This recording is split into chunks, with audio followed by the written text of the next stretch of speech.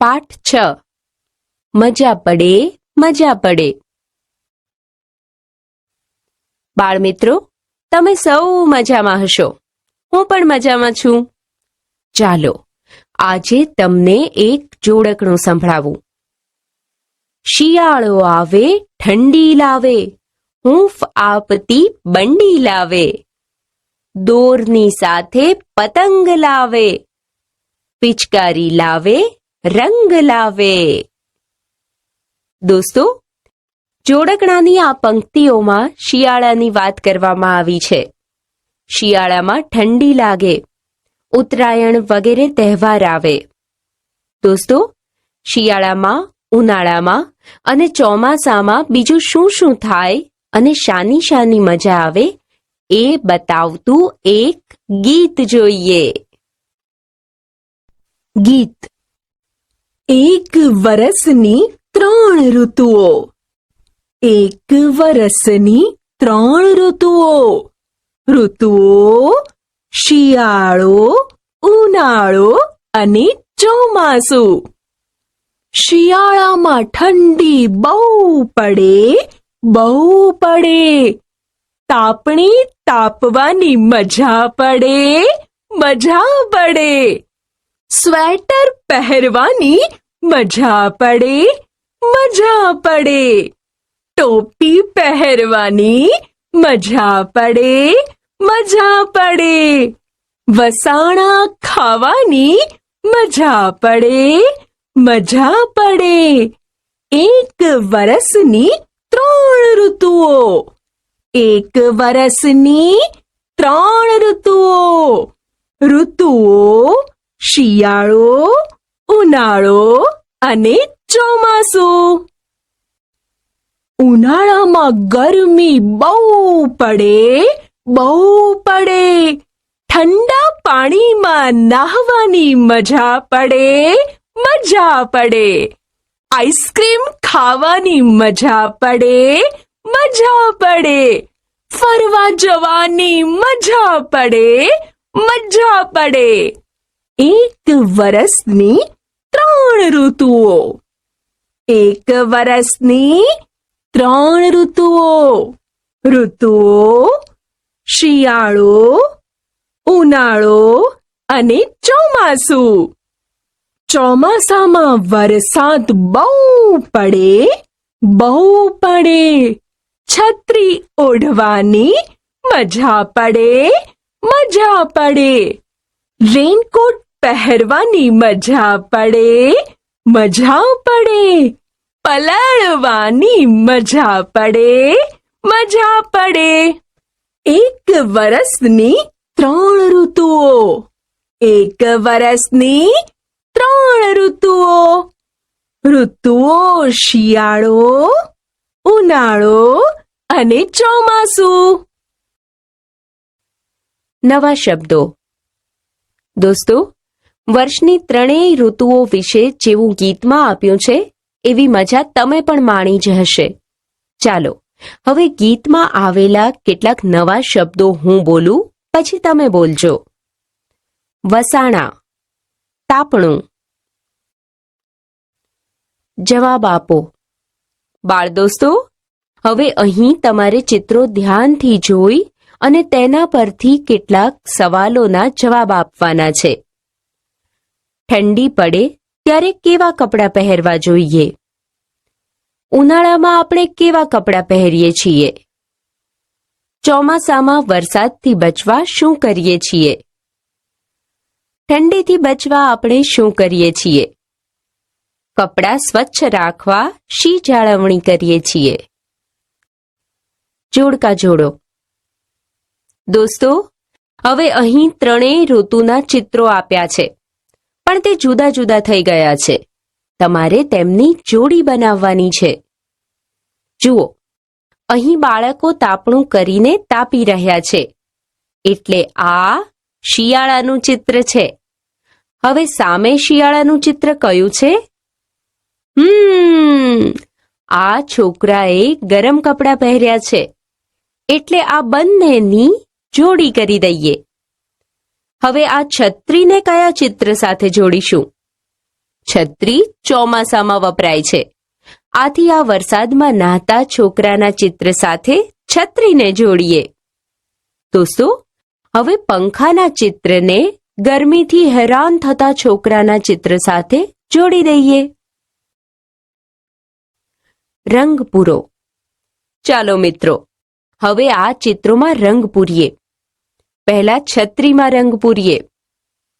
જુઓ, આ બની ગઈ રંગબેરંગી છત્રી. હવે આ ગરમ કપડાં પહેરીને ફરતા બાળકના ચિત્રમાં રંગ પૂરીએ. આ એની ટોપી અને સ્વેટરમાં.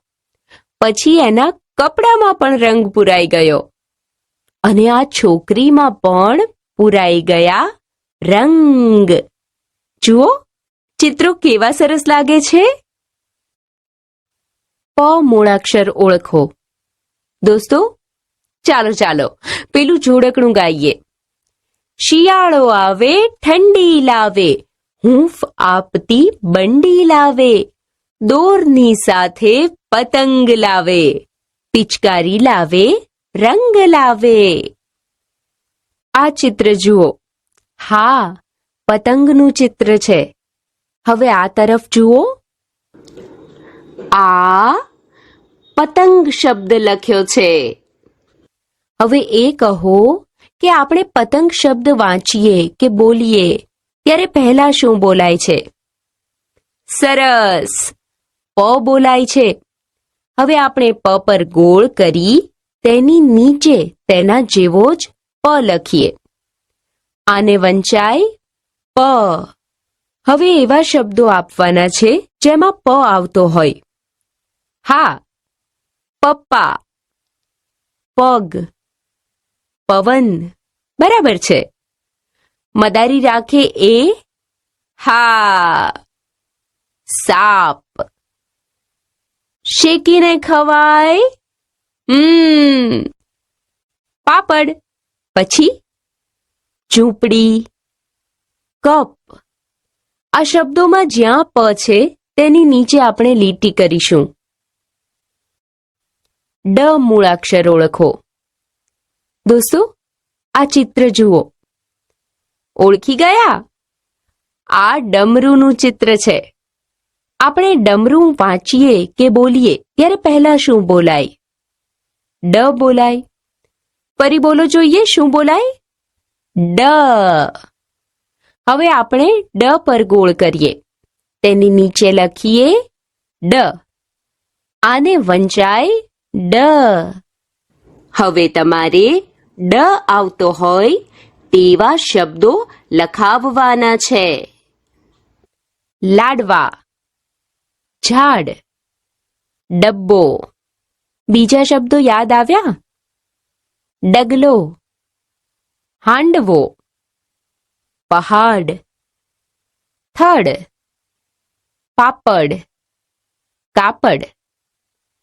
હવે કરીએ ડ ની નીચે અંડરલાઈન. ત મૂળાક્ષર ઓળખો. બાળકો, આ ચિત્ર શાનું છે અને અહીં શું લખ્યું છે? ચિત્ર તપેલીનું છે અને અહીં લખ્યું છે તપેલી. આપણે તપેલી શબ્દ બોલીએ કે વાંચીએ ત્યારે પહેલા શું બોલાય છે? હા, તપેલી શબ્દ બોલીએ કે વાંચીએ ત્યારે પહેલા ત બોલાય છે. હવે આપણે ત ની ઉપર ગોળ કરીએ. તેની નીચે લખીએ ત. હવે તમારે ત આવતો હોય તેવા શબ્દો આપવાના છે. સરસ. તગારું, બતક, ચેતક, સાત, કબૂતર, કાતર, ખેતર, પર્વત. સરસ. હા, રાત. પછી બરાબર, દોસ્ત, તન, તણખો, તરણું. હવે ત નીચે લીટી કરવાની છે. ણ મૂળાક્ષર ઓળખો. બાળકો, આ ચિત્ર જુઓ. આ પ્રાણીનું નામ તમને ખબર છે?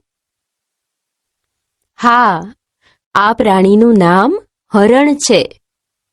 અહીં એક શબ્દ લખ્યો છે હરણ. હવે એ કહો કે આપણે હરણ શબ્દ વાંચીએ કે બોલીએ ત્યારે છેલ્લે શું બોલાય છે? અણ. શું બોલાય છે મિત્રો? ણ. હવે આપણે ણની ઉપર ગોળ કરીએ, તેની નીચે લખીએ ણ. હવે શું કરવાનું છે? ણ આવતો હોય તેવા શબ્દો આપવાના છે. પણ યાદ રાખજો, ણ થી શરૂ થતા શબ્દો નહીં હોય. હા, વેલણ, લસણ, તોરણ. પછી સારું, થોડું વિચારીને બોલો. ગણપતિ, સિંહણ. હા, એ સાચું. પછી મણકા, બરાબર, અને માણસ. હવે આ શબ્દોમાં જે ણ છે તેની નીચે લીટી કરવાની. ઈ મૂળાક્ષર ઓળખો. બાળ દોસ્તો, આ શાનું ચિત્ર છે? હા, ઇસ્ત્રીનું ચિત્ર છે. મિત્રો, આપણે ઇસ્ત્રી બોલીએ ત્યારે પહેલા શું બોલાય છે? ઈ બોલાય છે. હવે ઈ આવતો હોય તેવા શબ્દો બોલવાના છે. પણ એ પહેલા ઈને નિશાની રૂપે પણ આપણે લખીએ છીએ. જુઓ, ઈની નિશાની આ મુજબ હોય છે. આ ઈને નાનો અથવા હ્રસ્વ ઈ કહેવાય છે. ઈ આવતો હોય તેવા શબ્દો ઈનામ, સાયકલ, ઈશ્વર, ઇલાયચી વગેરે આવી શકે. ઈ મૂળાક્ષર ઓળખો. બાળ દોસ્તો, આ શાનું ચિત્ર છે? હા, ઈયળનું ચિત્ર છે. મિત્રો, આપણે ઈયળ શબ્દ બોલીએ તો પહેલા શું બોલાય છે? ઈયળ શબ્દ બોલીએ તો પહેલા ઈ મૂળાક્ષર બોલાય છે. આને મોટો ઈ અથવા દીર્ઘ ઈ પણ કહેવાય. દીર્ઘ ઈ આમ નિશાની રૂપે લખાય છે. હવે ઈ આવતો હોય તેવા શબ્દો આપવાના છે. ઈ આવતો હોય તેવા શબ્દો સાઈ, સફાઈ, રાઈ, ઈસુ, ઈદ વગેરે આવી શકે. આંગળી ફેરવો. ચાલો હવે આંગળી ફેરવીને મૂળાક્ષરોના આકારો યાદ રાખીએ. બધા મૂળાક્ષરમાં તીરની સાથે અંક પણ આપ્યા છે. જ્યાં 1 લખ્યો છે તે તીરના છેડા બાજુથી આંગળી ફેરવવાની શરૂઆત કરવાની. હું અંક બોલીશ, તમારે એ રીતે આકાર મુજબ આંગળી ફેરવવાની. તમે પાટલી ઉપર અથવા તમારી હથેળીમાં પણ આંગળી ફેરવી શકો. જુઓ, આ પ છે. એમાં આ રહ્યો 1. તીરના છેલ્લા છેડાથી શરૂ કરીએ. 1, 2. ફરીથી 1, 2. પછી 3. ઉપરથી લાવો નીચે 4 સુધી. લખાઈ ગયો પ. દોસ્તો, બીજા મૂળાક્ષરોમાં આપેલા અંક મુજબ આંગળી ફેરવો અને મૂળાક્ષરો લખતા યાદ રાખતા શીખો. ટપકા જોડો અને લખો. મિત્રો, તમે પ, ડ, ત, ણ તથા હ્રસ્વ ઈ અને દીર્ઘ ઈની ઓળખ કરતા શીખી ગયા છો. ચાલો હવે તેમને લખતા પણ શીખીએ. પ કઈ રીતે લખાય એ જુઓ. ટપકા જોડવાની શરૂઆત ઉપરથી આ બાજુથી કરવાની. પછી અહીંથી વાળી અને અહીંથી બનાવી દેવાની ઊભી લીટી. હવે ડ લખવાની રીત તેના ટપકા જોડી અને શીખીએ. ઉપરથી આ બાજુથી શરૂ કરી આ પહેલો વળાંક અને આ બીજો વળાંક. હવે ત લખતા શીખીએ. નીચેની બાજુથી શરૂ કરી અહીંથી વાળી અને અહીંથી બનાવી દેવાની ઊભી લીટી એટલે બની જાય ત. ચાલો હવે ણ કઈ રીતે લખાય એ જોઈએ. ટપકા જોડવાની શરૂઆત આ બાજુ ઉપરથી નીચે લાવી અહીંથી વાળી ને નીચે સુધી, પછી અહીં અડધું ગોળ કરી તેની બાજુમાં સીધી લીટી કરીએ એટલે બની જાય ણ. દોસ્તો, હવે બાકી રહેલા મૂળાક્ષરોના ટપકા જોડો અને આપેલા ખાલી ખાનાઓમાં મૂળાક્ષર લખો. ગોળ કરો. દોસ્તો, હવે નવું કામ કરીએ. જુઓ, પ મૂળાક્ષર સામે આપેલા શબ્દોમાં પ આવતો હોય તો પ ઉપર ગોળ કરવાનું છે. જુઓ, પહેલો શબ્દ પરિતા લખ્યો છે, તેમાં પહેલા. પવન અને પલક શબ્દમાં પણ પ પહેલા આવે છે, તેમના પર ગોળ કરી દઈએ. હવે ડ મૂળાક્ષર સામે આપેલા શબ્દો ડગ અને ડમરૂમાં પહેલા અને વડલો શબ્દમાં વચ્ચે ડ મૂળાક્ષર આવે છે, તેમના પર ગોળ કરી દઈએ. દોસ્તો, ખાતર શબ્દમાં વચ્ચે, શરબત શબ્દમાં છેલ્લે અને તરણું શબ્દમાં પહેલા ત મૂળાક્ષર આવેલો છે. પછી ગોળમાં કયો મૂળાક્ષર આવ્યો છે? સરસ, ણ છે. હવે આપેલા શબ્દોમાંથી ણ ઓળખીએ. જણસ અને પણછ શબ્દમાં વચ્ચે અને બાણ શબ્દમાં છેલ્લે ણ આવે છે. દોસ્તો, હવે આપેલા શબ્દોમાંથી હ્રસ્વ ઈ અને દીર્ઘ ઈ ઓળખી તેના પર ગોળ કરો. સાંભળો અને બોલો. મિત્રો, હવે હું બોલું એ શબ્દો તમારે ધ્યાનથી સાંભળવાના છે અને પછી બોલવાના છે. પડ, ડીલ, પાણી. વડ, કિનાર, વાણી. પગ, મિનાર, રાણી. ડગ, પિતાજી, જાણી. રણ, માતાજી, બરણી. કણ, સરિતા, ચારણી. રાણા, કવિતા, નિસરણી. ડામ, વનિતા, આકારણી. દોસ્તો, બાકીના શબ્દો મોટેથી વાંચો. ઉદાહરણ મુજબ જોડો. બાળમિત્રો, અહીં બંને બાજુની હરોળમાં સરખા શબ્દો આપેલા છે, પણ એ આડા અવળા થઈ ગયેલા છે. સરખા શબ્દ શોધી અને લીટી કરી જોડવાના છે. ઉદાહરણ રૂપે આ ગાડી શબ્દને સામેની હરોળમાં આપેલા ગાડી શબ્દ સાથે જોડી બતાવ્યો છે. આ કીડી શબ્દને સામેની હરોળમાં આપેલા કીડી શબ્દ સાથે જોડવાનો છે.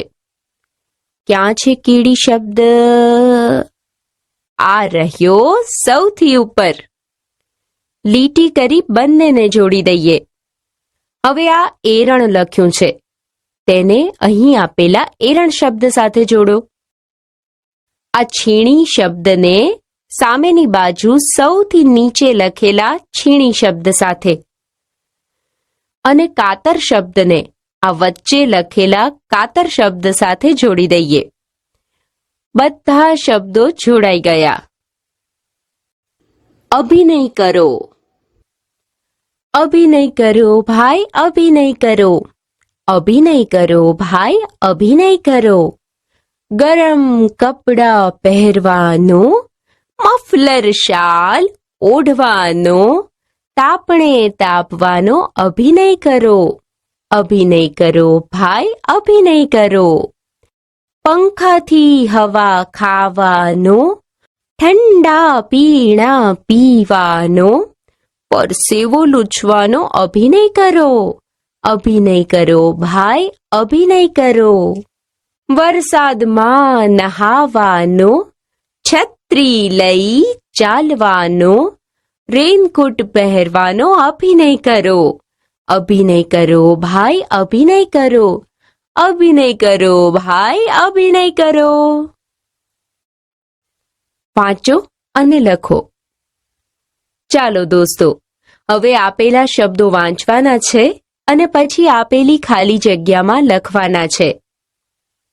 બાગ, બકરી, નિસરણી, કીડી, વાગતી, કરવતી, સાડી, ઉડતી, દાતરડી. દોસ્તો, આ વાક્યો વાંચો અને લખો. શબ્દ બનાવો. બાળકો, અહીં ફૂલની વચ્ચે આપેલા કા ને પાંખડીઓમાં આપેલા તર, બર, સમ, નન સાથે એવી રીતે જોડવાનો છે કે કા શબ્દમાં પહેલા આવે અને જુદા જુદા શબ્દો બને. જુઓ, કા ને પડ સાથે જોડીને કાપડ શબ્દ બનાવી ખાલી જગ્યામાં લખેલો છે. જો કા ને તર સાથે જોડીએ તો કાતર શબ્દ બને. ખાલી જગ્યામાં શબ્દો લખતા પણ જઈએ. કા સાથે બર જોડતા કાબર શબ્દ બને. હવે કા સાથે સમ ને જોડીએ કાસમ શબ્દ બને. એ છોકરાનું નામ છે. હવે કા સાથે નન જોડીએ તો કાનન શબ્દ બને. એવી જ રીતે બ સાથે બડી જોડીને અહીં બબડી શબ્દ બનાવેલો છે. બ ને કરીની આગળ મૂકીએ તો બકરી શબ્દ બને. દોસ્તો, હવે ગડી, મણી અને રણીની આગળ બ મૂકી શબ્દ બનાવો અને આપેલી ખાલી જગ્યામાં લખો. પ્રવૃત્તિ. તમારા ઘરના રસોડામાં વપરાતી કોઈ પણ 5 વસ્તુના નામ લખો. જેમાં પ આવતો હોય એવી કોઈ પણ 3 વસ્તુના ચિત્ર દોરી રંગ પૂરો.